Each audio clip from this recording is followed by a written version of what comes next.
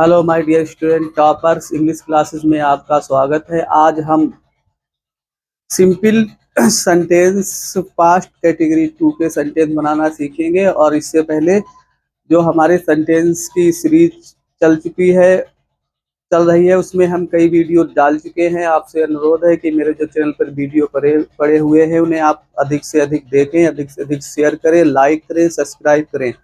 तो dear student शुरू करते हैं। आज हम simple past sentence category 2 use of had.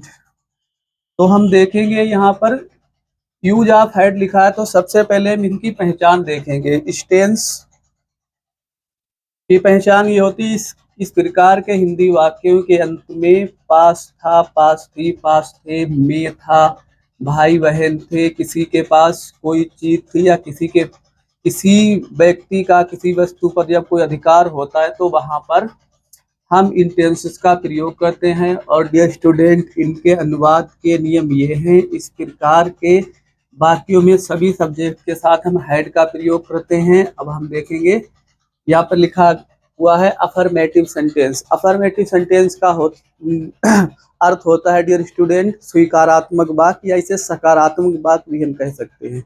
अब हम इसके कुछ एग्जाम्पल देखेंगे और इसका स्ट्रक्चर जो दिया हुआ है subject plus head plus object plus full stop. अब इसके हम कुछ एग्जाम्पल देखते हैं जो यहाँ पे लिखे गए हैं। पहला सेंटेंस दिया है उसके पास एक बल्ला था, तो उसके एक इंग्लिश हम लगा सकते हैं ही या सी, तो हम लगाएंगे ही। और इसमें डियर स्टूडेंट चाहे एक वचन सब्जेक्ट हो या बहुवचन सबके साथ हम हैड लगाते हैं। He had a bat. और अंत में फुल स्टॉप का प्रयोग करेंगे क्योंकि वाक्य जो है स्वीकारात्मक है या सकारात्मक है। दूसरा दिया है तुम्हारे पास 3 आम थे, तो तुम्हारे या तुम्हारी की हम इंग्लिश लगाएंगे यू हैड 3 मैंगोज।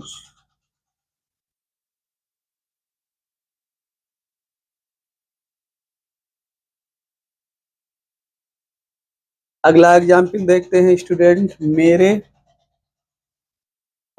कमरे में 2 दरवाजे थे। मेरे कमरे में 2 दरवाजे थे, तो इसे हम बनाएंगे मेरा या मेरी की इंग्लिश लगाएंगे। क्योंकि मेरा कमरा है साथ में, तो माई रूम लगाएंगे यहाँ पर हम। My room had 2 doors. मेरे कमरे में 2 दरवाजे थे। एक और एग्जाम्पल देखते हैं। राम के पास एक गाय थी, तो पहले हम राम की इंग्लिश लगा दें क्योंकि इसका सब्जेक्ट है Ram. Ram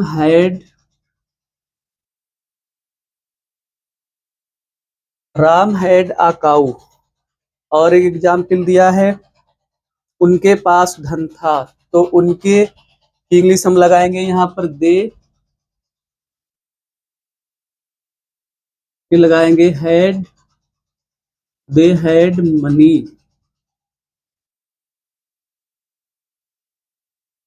they had money.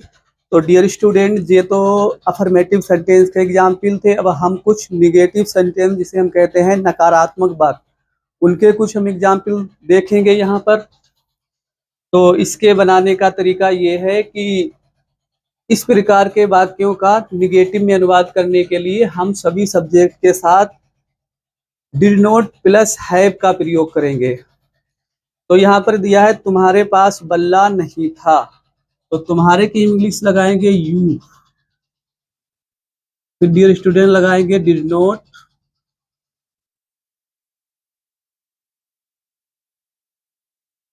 Have a bat.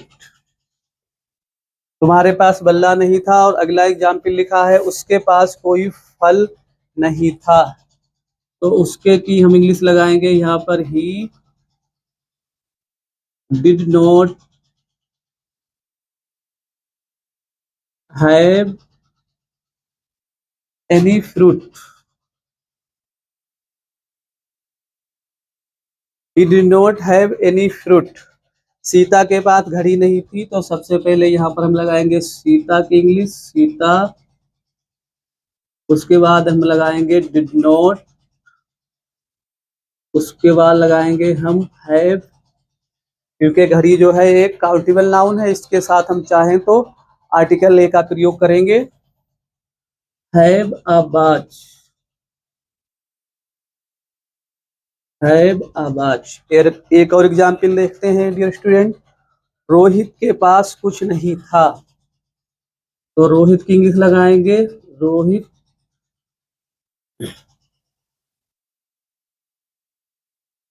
Did not have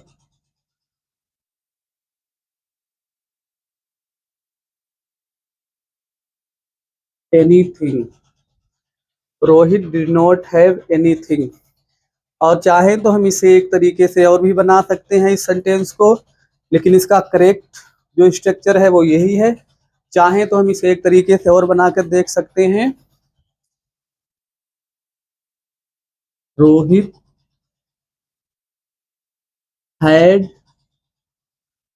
nothing, इसे ऐसे भी बना सकते हैं, लेकिन जो ऊपर वाला सेंटेंस है उसका स्ट्रक्चर बिल्कुल सही है, इसे इसी तरीके से हमें बनाना होगा। और एग्जाम्पल देखते हैं डियर स्टूडेंट्स।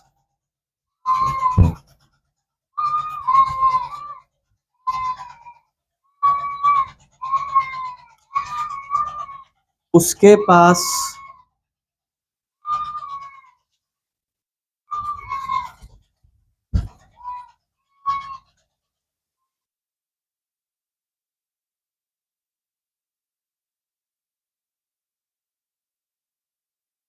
कोई बंदूक नहीं है।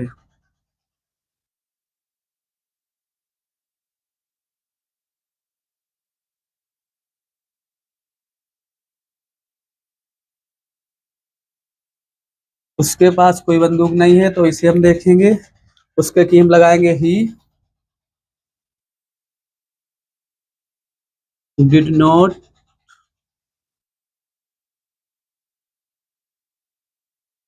Have any gun. और या इसे हम ऐसे भी बना सकते हैं,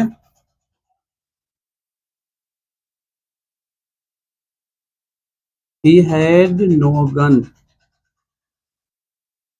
लेकिन जो आधुनिक इंग्लिश है उसमें उसके अनुसार ऊपर वाला जो हमने बनाया he did not have any gun, यही सही है। तो आज हमने डियर स्टूडेंट अफर्मेटिव सेंटेंस और निगेटिव सेंटेंस इसके बनाने सीखे, और इसके बाद में हम अगली वीडियो में इसके इंट्रोगेटिव और इंट्रोगेटिव निगेटिव सेंटेंस बनाना सीखेंगे। आप सभी लोगों से रिक्वेस्ट है कि आप अधिक से अधिक मेरे इस वीडियो को शेयर करें, लाइक करें और अपने दोस्तों के पास शेयर करें और हमें सपोर्ट करें। Thanks for watching my video.